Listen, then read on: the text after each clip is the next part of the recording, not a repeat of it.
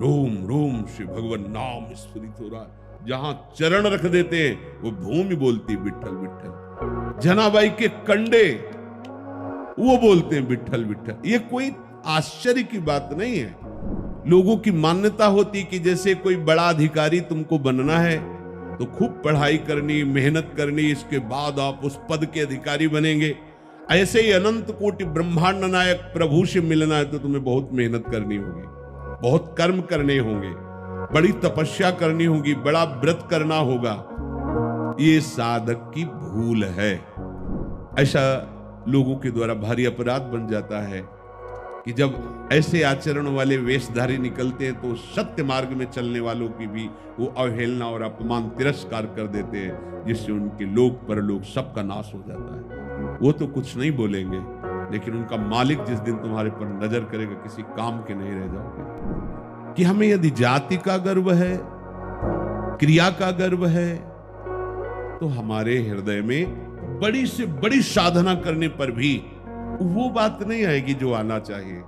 और यदि हम भगवद आश्रित हैं, भगवत प्रीत्यर्थ कर्म करते हैं और निरंतर नाम जप करते हैं, ये बहुत खास बात है कि जो अव्याव्रत भजनात्, देवर्षि नारद जी ने भक्ति सूत्र में वर्णन, अव्याव्रत भजनात्, निरंतर भगवत स्मरण, बहुत बड़ी महिमा है इसकी। जितने भी, अब आप देखो तुकाराम जी अपनी पत्नी से कहते हैं, पत्नी पूछती तुम किस दिशा में जाके बैठ जाते हो, विठ्ठल विठ्ठल, यहाँ भोग बनाए हम टहलती रहती है, कैसे हमें पता चलेगा तुम कहाँ हो? तो बोले चौराहे पे जाके कान रखना, जिधर मैं बैठा हूंगी वहां उस दिशा की भूमि बोलेगी विठ्ठल विठ्ठल विठ्ठल। क्या? रोम रोम से भगवान नाम स्फुरित हो रहा है। जहां चरण रख देते हैं वो भूमि बोलती विठ्ठल विठ्ठल। जनाबाई के कंडे वो बोलते हैं विठ्ठल विठ्ठल। ये कोई आश्चर्य की बात नहीं है, क्योंकि सर्वाश्चर्य में भगवान नाम है। इतना महामहिम नाम हमें गुरुदेव ने दिया और हम रो रहे, हमें ये जलन वो जलन। अरे दुनिया की जलन समाप्त करने की सामर्थ्य तुम्हें दे दी जो नाम है। तभी तो गुरु के समान किसी और को दाता नहीं कहा गया। सबसे बड़ा दाता त्रिभुवन में कोई है तो गुरुदेव है, क्योंकि उन्होंने नाम सुकृत धन अपनी जीवनी अति हित मान देत वरदान, सबसे बड़ा वरदान गुरु ने दिया, दाता राधा नाम। उन्होंने राधा नाम हमें दान में दिया है।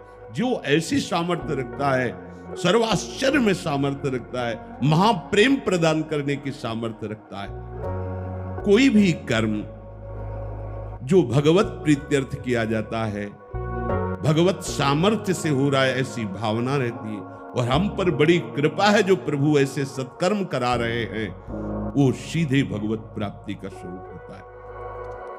प्रभु श्री कृष्णचंद्र जो अर्जुन जी को कह रहे हैं, कर्मणैव हि संसिद्धि मा स्थिता जनकादयः लोक संग्रह में वापि संपश्यन कर्तुमर्हसि। अर्जुन, ये जो कर्मयुग है, ये बड़े बड़े महापुरुषों को भी सिद्धि प्रदान किया है। उदाहरण में बोले जैसे जनक आदि, देखो कैसी स्थिति को प्राप्त है विदेहराज जनक कि दिगंबर षोडश वर्षीय अवस्था ब्रह्मबोध से संपन्न आप्त काम महापुरुष उनके शिष्यत्व को स्वीकार कर रहे हैं। जनक जी के शिष्यत्व को श्री सुखदेव जी के गुरु हैं जनक जी। शिष्य कैसे हैं? जगत बंदनी परम त्यागी दिगंबर, एक वस्त्र लंगोटी भी नहीं शरीर पे। और गुरु कैसे हैं? सम्राट पद पर बैठे हुए, सब राज वैभव। गुरु हैं, ज्ञानियों के परम गुरु हैं जनक जी महाराज, लेकिन आचरण वैसे ही एक राजा जैसे ही कर रहे हैं। भगवान ने इसीलिए उनका उदाहरण दिया कि कोई कितनी भी ऊंची अवस्था को प्राप्त हो जाए, कभी शास्त्र मर्यादा का उल्लंघन नहीं करना चाहिए। देखो ये बड़े बड़े महापुरुष, इनको किसी भी कर्म करने की अब आवश्यकता नहीं, क्योंकि पूर्ण काम है, परम तत्व ज्ञाता हैं, देह में रहते हुए विदेह हैं, कैसी महामहिमा, पर वो क्रियाएं सब वैसे ही कर रहे हैं जैसे एक राजा कार्य करता है, वैसे ही। देखो अम्बरीश जी महाभागवत परम प्रेमी, और उनके विपक्ष में खड़े हैं परम त्यागी दुर्वासा, लेकिन वो भगवत आचरण करते हुए, निरंतर नाम जप करते हुए भगवत प्रीत्यर्थ प्रजा की सेवा कर रहे हैं। तो परिणाम में सुदर्शन चक्र उनकी रक्षा में, और भगवान सदैव उनको अपनी गोद में लिए हुए। राजा जनक जैसे अनेक महापुरुष इसी योग के द्वारा तत्वबोध को प्राप्त हो गए, परमात्मा प्राप्ति कर लिया है। चाहे वर्तमान में हो या भविष्य में हो, कोई भी यदि परमात्मा प्राप्ति करना चाहता है तो इस योग को धारण करना होगा। कैसे धारण करेंगे? आपको जो भी मिला हुआ है, शरीर, मकान, धन, वस्तु, परिवार, वो आपके लिए नहीं है।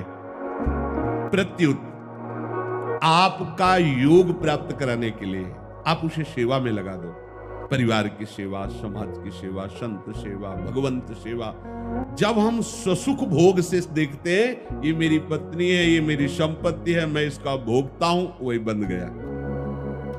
क्रिया वही है, पर ये भगवत आदेश है, उस आदेश का पालन करने के लिए मैं सेवा कर रहा हूं। अब यही योग बन जाएगा, यही परमात्मा प्राप्ति का। देखो इतने बड़े महापुरुष हैं रैदास जी, पत्नी है ना, परिवार है ना, देखने को एक गृहस्थ, लेकिन स्थिति बड़े बड़े विरक्तों के द्वारा जो प्राप्त की जाती वो है उनके हृदय में।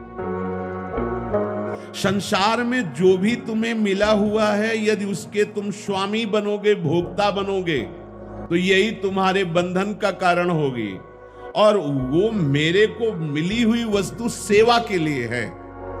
जगत सेवा, भगवत सेवा, भगवत प्रीत्यर्थ नाम जप करते हुए यदि आपके पास जो भी है वो सेवा के लिए मिली हुई, शरीर से लेकर वस्तु तक, उसका परिणाम क्या होगा? योग। योग का तात्पर्य भगवत प्राप्ति। मनुष्य सांसारिक पदार्थों की प्राप्ति की तरह सोचता है कि परमात्मा भी किसी क्रिया का फल है। ऐसा विचार बड़ी भूल है। इसका रहस्य बता रहे हैं। अभी कह रहे हैं कि आपको जो भी वस्तुएं मिली हुई है उसको सेवा में लगा दो तो तुम्हें परमात्मा प्राप्ति हो जाएगी। अब उसका आंतरिक रहस्य कह रहे हैं कि उपासक ये सोचता है कि क्रिया करने से ही भगवान मिलेंगे, परमात्मा प्राप्ति होगी। वो ये मान लेता है कि कर्म का फल भगवान है। बोले ऐसा विचार बड़ी भूल है। लोगों की मान्यता होती कि जैसे कोई बड़ा अधिकारी तुमको बनना है तो खूब पढ़ाई करनी, मेहनत करनी, इसके बाद आप उस पद के अधिकारी बनेंगे। ऐसे ही अनंत कोटि ब्रह्मांड नायक प्रभु से मिलना है तो तुम्हें बहुत मेहनत करनी होगी, बहुत कर्म करने होंगे, बड़ी तपस्या करनी होगी, बड़ा व्रत करना होगा। ये साधक की भूल है। देखो सूक्ष्मता से समझना इसे, ये भूल है क्योंकि ये जो मनुष्य योनि मिली है इसमें हमारा पूर्व राग है। साथ में जिस शरीर को पाया उस पे हम अपनापन कर लिए, जिन लोगों को पाया उनको हम अपना मान लिया, जिन वस्तुओं को पाया उनको हमने अपना मान लिया। अब जो अपना है उसको हम भूल गए ना। अगर किसी कर्म से परमात्मा की प्राप्ति का स्वरूप होता कि ये कर्म करो तो तुम्हें परमात्मा प्राप्त हो जाएंगे, तो कर्म का फल परिवर्तनशील प्रकृति हो सकती, परमात्मा नहीं। यहां वर्णन करते हैं, कह रहे हैं कि कर्मों से नाशवान वस्तु ही मिल सकती, अविनाशी नहीं। अविनाशी परमात्मा की प्राप्ति कर्मों से नहीं होती, क्योंकि शरीर, इंद्रियां, मन और पदार्थ इन्हीं से कर्म पूर्ण होते हैं, तो इनका फल परमात्मा थोड़ी होगा। तो बोले फिर आप तो यही कह रहे हैं, पीछे से वर्णन करते चले आ रहे हैं कि अनासक्त होकर यदि भगवत प्रीत्यर्थ कर्म किए जाएं तो सीधे भगवान की प्राप्ति हो जाएगी। तो बोले उसका रहस्य है कि नाशवान शरीर से, नाशवान धन, मकान, परिवार और भोग सामग्री से अपना संबंध ना मानने के कारण जो अपने हैं वो प्रकाशित हो गए। हमारा कर्म योग जहां जहां अहमता ममता थी उसका त्याग करा दिया, जैसे आज के सत्संग में प्रारंभ में वर्णन किया। तो कर्म योग ने जो कर्म बंधन थे उनको हटा दिया, और जो बचा वो है भगवत स्वरूप। भगवत स्वरूप कर्म का परिणाम नहीं हुआ। जो असाधन हो रहे थे साधन के द्वारा उनका त्याग हुआ, तो जो बचा वो हमारा स्वरूप, वो हमारे प्रभु हमारे हृदय में प्रकाशित हो गए। प्रभु यहीं बैठे, केवल पर्दा लगा है त्रिगुणात्मिका माया का, वो पर्दा हटे बस बात बनी। पर्दा क्या लगा हुआ है? मैं शरीर हूं, मैं मन बुद्धि हूं, मैं इंद्रियां हूं, मैं भोगता हूं, मैं करता हूं। और ये साधन करने पर ये जो गलत भाव बैठ गया है ये मिट जाएगा। जहां ये मिटा तो जो है वो प्रकाशित हो गया। बड़े बड़े संतों के जीवन में यही हुआ। वो उनका कोई ध्यान नहीं धर सकता। ये किसी की धारणा हो कि हम प्रिया प्रीतम का ध्यान, प्यार उडुम क्षमते ने अच्छी सुखादी नाम तो ध्यान गम, वो आ जाते हैं। वो जब देखते हैं ना यशोदा मैया भाग रही प्रभु के पीछे पीछे, लालजू की करधनी बजती जा रही है, पीछे मुड़ के देख, मैया अत्यंत सुकुमार हैं, पसीना से लथपथ हो रही, वेणी के फूल गिलते जा रहे, फूल की छड़ी लिए, रुक जा, तू बड़ा उपद्रवी है, मानेगा नहीं, आज तुझे तो बांधूंगी और पीटूंगी। लालजू पीछे देख, बड़े बड़े मुनिजन जिनका ध्यान करते, ध्यान में नहीं आते, मैया पीटने के लिए पकड़ नहीं पाई मैया। जब प्रभु ने देखा मैया थक गई, श्रम युक्त हो गए, तो पकड़ में आ गए। समझ रहे हो? उपासक जब भगवत प्रीत्यर्थ कर्म करता है और अहंकार गलित हो जाता है कि अब मैं नहीं कुछ कर पाऊंगा और दैन्य हो जाता है, तो ठाकुर अपने आप पकड़ में आ जाते हैं। बात यह है, खूब बांधने की चेष्टा कर रही, 2 अंगुल छोटे, जब परास्त हो जाती है, लालजू की तरफ देखती कि बंद जाओ, बंद गए। सोचती इतनी छोटी कमर मेरे लाला की पूरे घर की रस्सियां समा गई है क्या? नहीं, नेत्र से नेत्र मिला कि लाला बंद क्यों नहीं रहा है, वो बंद गए। जब दैन्य भाव होकर भक्त रोता है, रुदु सुशरम राजन, अब मेरे से नहीं हो पाएगा कुछ, हे नाथ अब तो आप अपनी करुणा से मिल जाओ, मिल गए। पर ये आया तभी, देख लो, पहले गोपीजनों ने लीला गायन किया, लीला अभिनय किया, खोजा वृंदावन की हर लता भूमि, सबसे पूछ रही मेरे प्रीतम श्री कृष्ण को देखा, खोजते खोजते जब वो नहीं मिले तो सब रुदु शरम राजन कृष्ण दर्शन लालसा।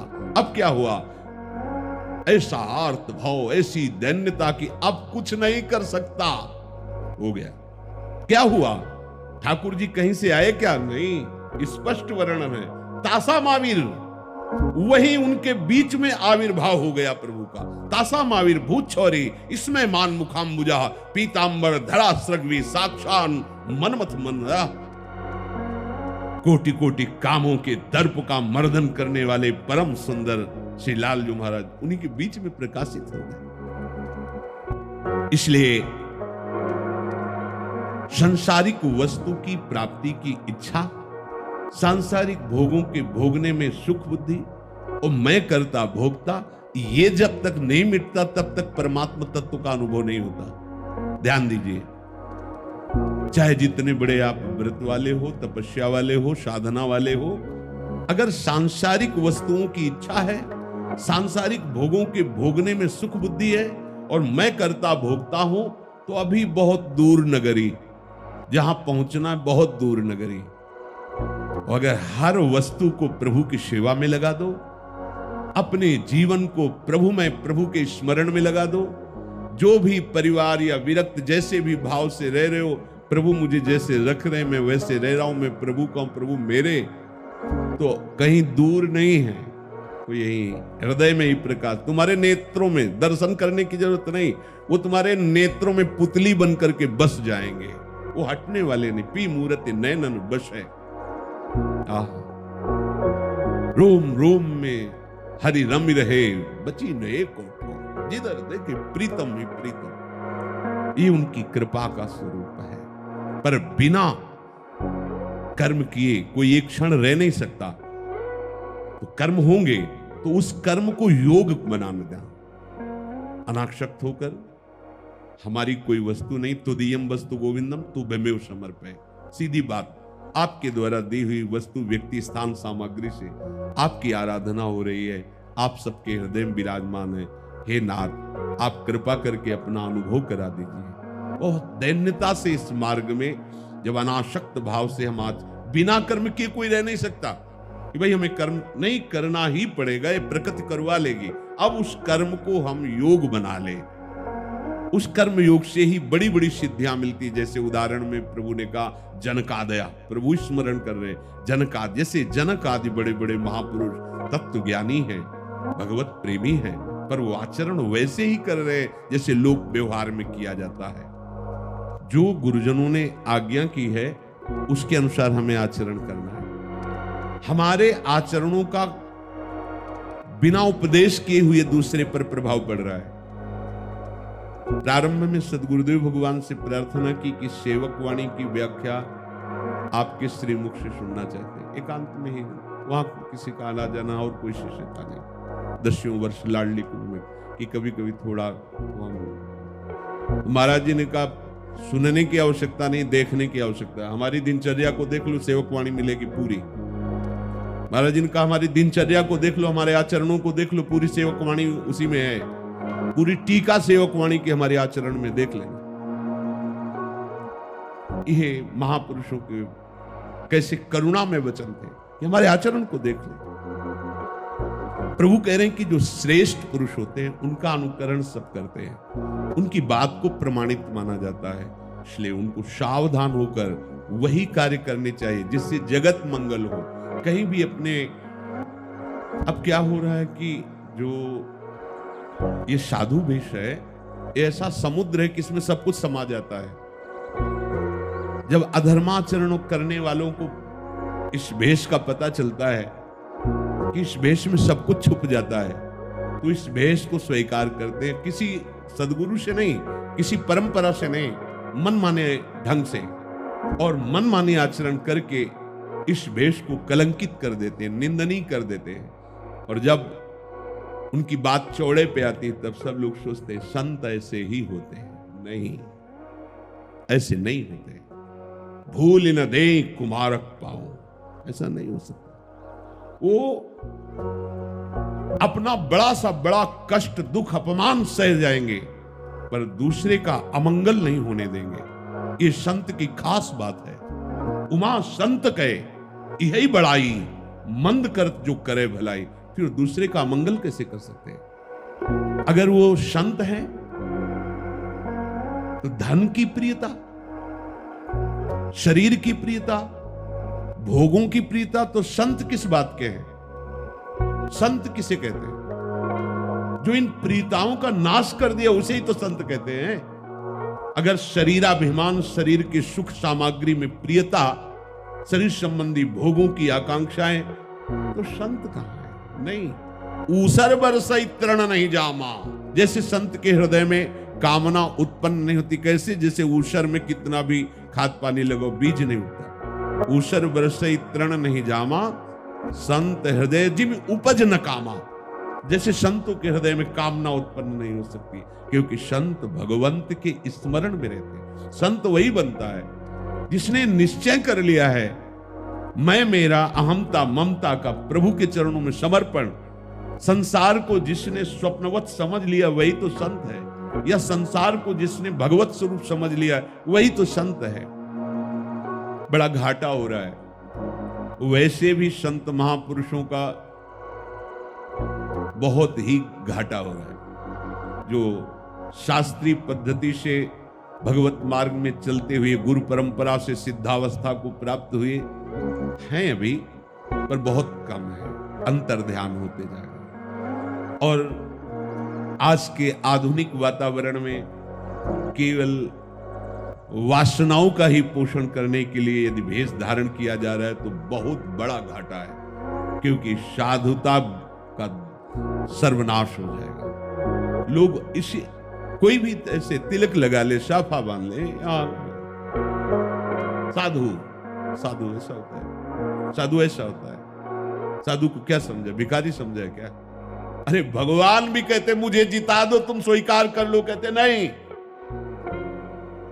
फिर चलो तुम्हारी जैसी आज्ञा, महलों में राखो चाहे झोपड़ी में बास दो, तुम्हारे हैं, जैसा आप चाहो। फिर उनकी राजी में राजी। ऐसा नहीं। साधना का मतलब, उपासना का मतलब सुविधाएं मिल जाना, ये फल नहीं है। ये हमारी साधना का फल अगर ऐसा है तो पापियों के पास बहुत ज्यादा है। फिर उनकी साधना हमसे श्रेष्ठ रही ना? नहीं। अनुकूलता की प्राप्ति की यदि भावना हृदय में, तो साधु ही नहीं है। अरे साधु तो वही जो अनुकूलता प्रतिकूलता को रौंद करके समतुलता में स्थित हो गया है, जो समतुल दंपति रस समतुल, जो प्रभु में आसक्त है। ऐसा लोगों के द्वारा भारी अपराध बन जाता है कि जब ऐसे आचरण वाले वेशधारी निकलते हैं तो सत्य मार्ग में चलने वालों की भी वो अवहेलना और अपमान तिरस्कार कर देते हैं, जिससे उनके लोक परलोक सबका नाश हो जाता है। वो तो कुछ नहीं बोलेंगे, लेकिन उनका मालिक जिस दिन तुम्हारे पर नजर करेगा, किसी काम के नहीं रह जाओगे। चाहे कलयुग हो, चाहे जो भी युग हो, भक्तों की सदा जय हुई है। भक्तों का पराभव विश्वनाश के लिए होता है, ध्यान रखना। भक्तों को जो दंड देता है, भक्तों का जो वास्तविक जो भगवान के उनका विरोध होता है, जो उनको नीचा दिखाने की कोशिश करते हैं, ये मानव समाज का पतन है। पर अब करे तो क्या करे? जो जानते भी नहीं कि साधुता के 5 मिनट कभी बैठ करके प्रिया प्रीतम या प्रभु का ध्यान नहीं करते होंगे, वो घंटों उपदेश देने का अधिकार रखते हैं। 5 मिनट कभी एकाग्रता से अपने अंतःकरण को देखा नहीं होगा कि कहां विचरण कर रहे हैं, वो दूसरे को माया से मुक्त होने का ठेका ले लेते हैं। जानते ही नहीं। कभी गुरु के चरणों में बैठ करके उपदेश नहीं सुना होगा, कभी किसी संत की लंगोटी नहीं धोई हुई होगी, उनकी आज्ञा में जीवन व्यतीत नहीं किया होगा, तो ऐसे ही ब्रह्म तत्व का बोध हो जाएगा, ऐसे ही भगवत तत्व के तुम ज्ञाता हो जाओगे, ऐसे ही उपदेष्टा बन जाओगे।